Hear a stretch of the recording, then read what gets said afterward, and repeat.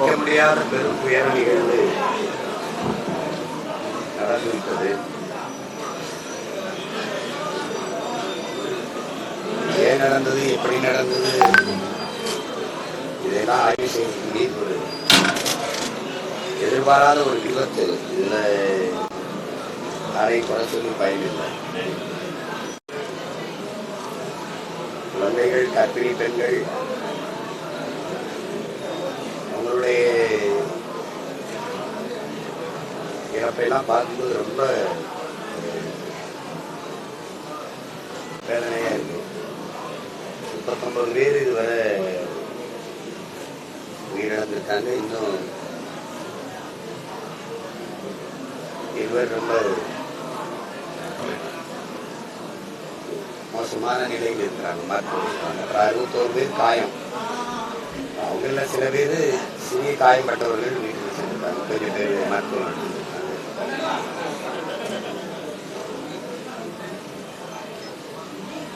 நடந்துச்சு.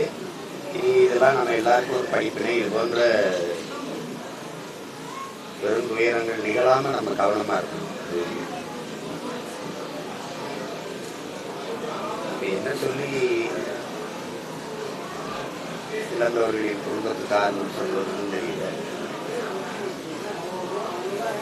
மொத்தமாவே இந்த நிகழ்ச்சி இந்த வேதனையான துயர நிகழ்வு எல்லாரையுமே அப்படியே அதிர்ச்சியில உரையரிச்சிச்சு. உலகெங்கும் இருக்கிற மக்கள், இதை பார்த்த மக்கள் எல்லாரையுமே, யாருக்குமே என்ன சொல்றதுன்னு தெரியல. என்னடா அப்படி ஆயிடுச்சு அப்படிங்கிறதுதான். இழந்தவர்கள் இந்த துயரத்திலிருந்து கடந்து வரணும். வெளியில காயம்பட்டவர்கள் விரைவில் குணமாகணும். மருத்துவர்கள் நம்பிக்கையா சொல்றாங்க, நாங்க சரியா கவனிச்சுட்டு இருக்கோம், குணமாயிடுவாங்க. ஒரு ஆறுதலா இருக்கு சொல்றது. பிள்ளைகளை இழந்திருக்கிற குடும்பத்தார் எல்லோருக்கும் என்னுடைய ஆறுதல். குறிப்பா இந்த தமிழக வெற்றி கழகத்தினுடைய துயரம் தான். இதுல இருந்து நம்ம மீண்டு வரணும். அதுக்கு எல்லாம் நம்ம தானே தயார் செஞ்சுக்கணும். வருங்காலங்களில் இது போன்ற பேரிடர் நிகழாம நம்ம பார்க்கணும். அது நம்ம எல்லாருடைய பொறுப்பு. ஊடகங்களும் நீங்களும் ரொம்ப அதுதான் செய்தி, அதுவே தான் செய்தின்னு நீங்க 24 மணி நேரமும் போடுறது என்ன ஆயிடுதுன்னா, ஜல்லிக்கட்டு போராட்டத்தப்போ அதையே காட்டும் போது அங்க போறது ஒரு பெருமைக்குரியதாயிருக்கு, பர்சனாலிட்டி ஆகிட்டு. அதனால அங்க கணக்கெல்லாம் அது மாதிரி தொடர்ந்து காட்டிக்கிட்டே இருக்கும்போது அங்க போகணும் அப்படின்னு ஒரு ஆர்வம், ஒரு பெரிய ஒரு செய்தி. அதுதான் நீங்க காட்டணும். நீங்க 24 மணி நேரம் காலையில இருந்து இரவு வரை அதையே காட்டி வரும்போது அது அந்த இடத்துக்கு போகணுங்கிற ஒரு ஆர்வம் எல்லாருக்கும். சின்ன சின்ன பிள்ளைகள், 1ஆம் ஆண்டு 3ஆம் ஆண்டு படிக்கிற மாணவர்கள், தங்கைகள், 11 வயசு தம்பி, சின்ன சின்ன பிள்ளைகள்லாம் போய் காயப்பட்டுட்டாங்க. நண்பர்களோட பார்க்கணும்னு போறதுதான். அது போய் கூட்டத்தில் சிக்கி விழுந்தவங்க நெஞ்சில மிதிச்சுட்டாங்க, எந்திரிக்க முடியல, நேரத்துக்கு விடக்கூடாது எல்லாமே சொல்லும்போது ரொம்ப கஷ்டமா இருக்கும். எல்லாருமா சேர்ந்து இந்த தவறை செஞ்சுட்டோம். இனி வரும் காலங்கள்ல மிக கவனமா எல்லாருக்கும் அந்த பொறுப்பு இருக்கு. இப்ப அந்த இழப்பை நீ ஈடு செய்ய முடியாது. பணம் கொடுத்து நான் நிதி கொடுக்கலாம், அது உயிரை திருப்பி பெற்றுத்தராது. அதனால இப்ப நமக்கு என்ன இருக்கு சொல்லல, ஆறுதலா இருங்க, கவலைப்படாதீங்க. அதான் இருக்கு, வேற வார்த்தைகள் இல்லை. அதான் பதிவு செய்யறேன். உயிரிழந்த நம்ம உறவுகளுக்கு எல்லாருக்கும் என்னுடைய இறுதி வணக்கத்தை, கண்ணீர் வணக்கத்தை நான் செய்கிறேன். காயப்பட்டவர்கள் குணமாகணும் அப்படின்னு நான் வேண்டேன்.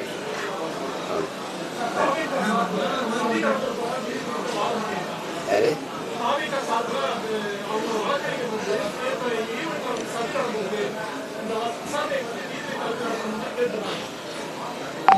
அதுல நம்ம போய் கற்று முடியாது. அவங்க அது நீதிமன்றம் பார்த்துருவாங்க. அவங்க என்ன வாதமோ அதுக்கு தகுந்த மாதிரியே ஒரு முடிவு எடுத்து சொல்லுவாங்க. இப்போ நம்ம போய் அதை கற்று சொல்ல முடியாது.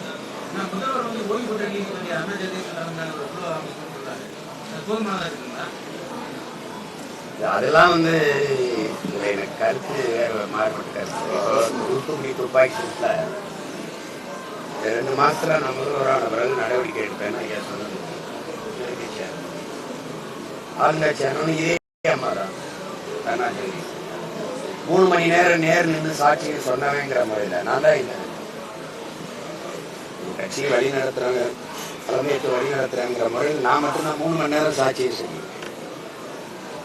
ஆனா அவங்க அறிக்கையை தாக்கல் பண்ணி எவ்வளவு நாள் ஆயிடுச்சு? என்ன நடவடிக்கை எடுக்கப்பட்டிருக்கு? இந்த துப்பாக்கி சூட்ட சம்பந்தப்பட்ட அதிகாரிகள் எல்லாம் பணி இடமாற்றமும் பணி உயர்வும் பெற்றிருக்காங்க. இதேதான் நடக்கும். ஒரு 6 மாசம் அம்மா விசாரிச்சு ஒரு தாக்கல் செய்வாங்க, காயத்தை மறந்துடுவீங்க, வேற பக்கம் போயிடுவீங்க. இந்த 2-3 மாசத்துல தேர்தல் தீவிரம் அடைஞ்சிச்சுன்னா இதை யார் பேசுவா? இன்னைக்கு செய்தி நாளைக்கு செய்தி, எல்லாரும் குணமாயி போயிட்டாங்கன்னா அடக்கம் இறந்தவர்கள் அடக்கமெண்டா அது அதோட முடிஞ்சு, செய்தி அதோட அடக்கமாயி. அப்புறம் இது என்ன இருக்குது? நடவடிக்கை என்ன இருக்கு? ஒரு எத்தனை ஒரு நீதிபதி விசாரணை நம்ம எத்தனை பார்த்துருக்கோம். இது என்ன புதுசா? அது ஒன்றும் இல்லை. இது விசாரிக்க எனக்கு தெரிஞ்சிருச்சு, வெளிப்படையா நெரிசல்ல சிக்கிட்டாங்க, நம்ம பிள்ளைகள் இறந்துட்டாங்க, அவ்வளவுதான்.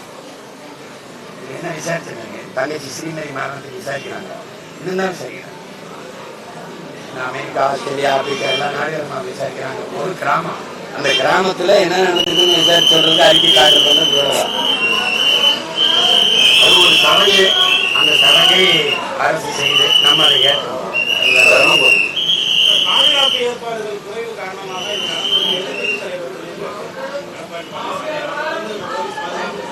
அதெல்லாம் நீங்க அப்படியெல்லாம் ஏற்றுங்க. இப்ப மற்ற இடங்கள்லாம் பாதுகாப்பு.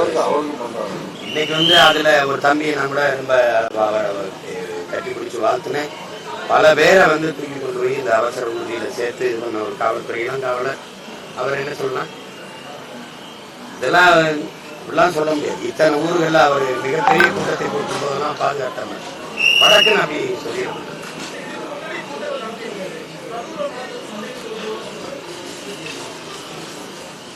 சந்தேகம் இருக்குன்னா அந்த சந்தேகத்தை இப்பதான் விசாரிக்கிறாங்கல்ல, தெரிய வந்துடும். நம்ம போய் எல்லாத்துக்கும் கருத்து சொல்லணும்னு சொல்லிட்டு இருந்தாரு. எதுல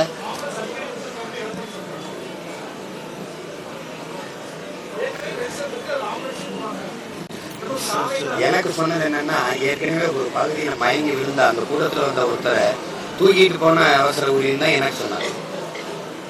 அது நம்ம இப்ப எங்க கூட்டங்கள்ல எல்லாம் அவசர ஊர்தி வரும், கோவம் தான் வரும். அதனால அது ஒண்ணும் பண்ண முடியாது. எங்க பிள்ளைய அழகா விலகி வெளிவிடுவாங்க, நமக்கு இது நடக்கிறது தான். அதனால அது எல்லாமே சும்மா விடுறாங்கன்னு சொல்ல முடியாது. ஒருவேளை உயிருக்கு ஆபத்தான நிலையில காயம்பட்டவர்கள் இருந்திருந்தா நம்ம ஒன்றும் பண்ண முடியாது.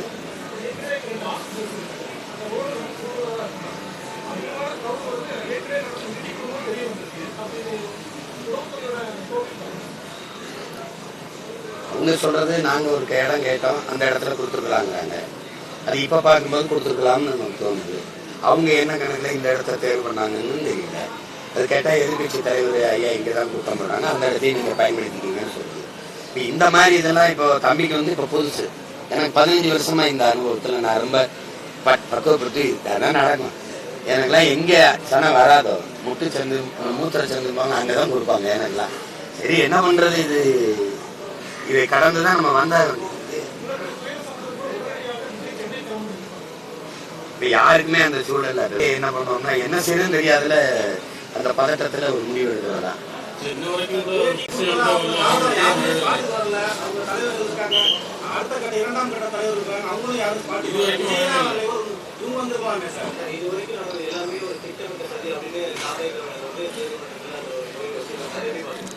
இல்ல திட்டமிட்ட சரின்னா அதை நம்ம சான்றுகளோட நிரூபிக்கணும். நம்ம பேசும்போது அந்த வலியில வேதனையில ஒரு வார்த்தையை நம்ம சொல்லுவோம். இப்ப அவங்க தரப்புல பார்த்தா அவங்க சொல்றது சரின்னு படும், அரசு தரப்புல வேற ஒரு காரணம் சொல்லுவாங்க. இப்ப இந்த நேரத்துல அதை விவாதிச்சுட்டு இருக்கிறது சரியானதா இருக்காது. ஏன்னா நம்ம 1-2 உயிர் இல்ல 40 உயிர் கிட்ட நம்ம இழந்திருக்கோம். அவங்க இறந்தவர்கள் குடும்பத்துல ஒருத்தனா நின்றுதான் நீங்க இதை பாக்கணுமே ஒழிய, இதை போய் கருத்து பேசிட்டு ஏற்கனவே காயம்பட்டு இவங்க வேறு என்ன பேசிருக்காங்க. அந்த சாவு வீட்டுல நின்று பாத்தீங்கன்னா, அந்த சாவு வீட்டுல இருக்கிற ஒரு மகனை நான் பார்த்தா என்னையா பேசிருக்கீங்கன்னு வரும். அந்த மனநிலையை தான் நீங்க இதுல பார்க்கணும். இது வரலாம், தம்பி வரலைனாலும் மற்றவர்கள் வருவாங்க, வர சொல்லுவோம். சரி, மற்றவங்கள தம்பி விஷயானதையோ ஆளையோ பாருங்க ஆளுன்னு சொல்லுவோம், அதை செய்வாங்க. அதெல்லாம் அப்படி ஒன்றும் ஒரு பெரிய அறக்கர்கள் ஒன்றும் கிடையாது, நம்ம பிள்ளைங்க தானே வருவாங்க.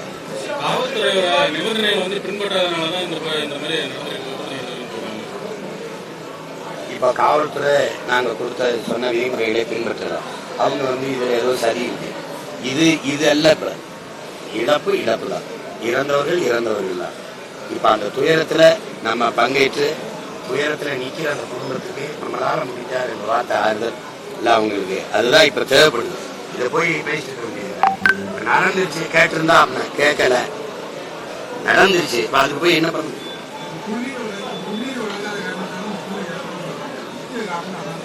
குடிநீரை வந்து அரசு வழங்க முடியாது, குடிநீரை வந்து அரசு அத்தனை பேர் வழங்க முடியாது. அதாவது நம்ம பிள்ளைகள் எடுத்துட்டு வந்துடணும். நான் சொல்றது இப்ப கூட்டத்துல எந்த தண்ணி இருந்தா கூட அங்க நிக்கிறதுக்கு எப்படி போய் கொடுக்க முடியும்? இப்ப நம்ம பிள்ளை இப்படி வரும்போது அவங்களே ஒரு போத்தல்ல ஒரு தண்ணீரை எடுத்துட்டு வந்துடணும். 4 மணி நேரம் 5 மணி நேரம் நிக்கிற மாதிரி இருந்ததுன்னா அப்ப அதுக்கு தயாரா வந்துடணும். அவங்கள குறை சொல்லி இவங்களை குறை சொல்லி யாரும் குறை சொல்றீங்க?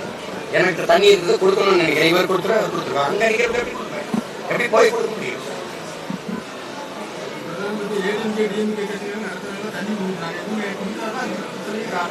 சரி, அது ஒரு பிரச்சனை. இப்ப இது ஒரு படிப்பனை ஆயிடுச்சுன்னா இனி வரும் காலங்கள்ல நம்ம பிள்ளைகளே தண்ணீரோட வந்துடணும். இல்லைன்னா தண்ணி இந்த வசதி செய்யணும். ரொம்ப அடர்த்தியில அதிக கூட்டத்துக்குள்ள போய் இதை செய்ய முடியாது, யோசிக்க முடியாது. கையை நீட்டி கூட ஒருத்தருக்கு பக்கத்துல கொடுக்க முடியாதுன்னா இதை பேசிட்டு இருக்க முடியாது. இப்ப அது நடந்துச்சு, இது நடந்துச்சு, ஆய்வு செய்யறதுக்கான நேரம் இல்லை, நடந்துச்சு, செத்துட்டோம். இப்ப அது பேச இனி இனி வந்து ரொம்ப கவனமா இருக்கு, கால் எடுத்து அதான் முக்கியமான.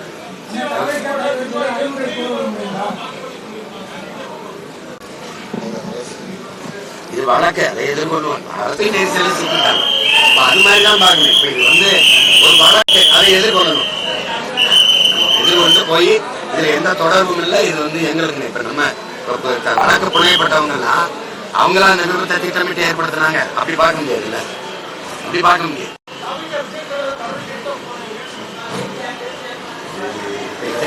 இது என்ன, இது தம்பி மேல நடவு கேட்டா அண்ணனுக்கு என்ன செய்யும்? சந்தோஷமா இருக்குமா, மகிழ்ச்சியா இருக்குமா, வருத்தமா தான் இருக்கும். இது என்ன ஒரு கேள்வி கேட்குது? அவருக்கு இது புது வழக்கு. எனக்கு வந்து 260 வழக்கு இருக்கு மேல. நான் ஏறாத நீதிமன்ற படிக்கிட்டு கிடையாது. எனக்கு இது புதுசு வழக்கு. அது இல்லைன்னா விடியாது கிழக்குன்னு போவோம், சிறை அதை நிறைன்னு போவோம், கடை அதை உடைன்னு போவோம். எங்களை பயிற்றுவித்த தலைமை உங்களுக்கு புரியுது நினைக்கிறேன். தயவு செய்து என்னை கைது பண்ணுங்கன்னா நான் கெஞ்சிருந்தேன்.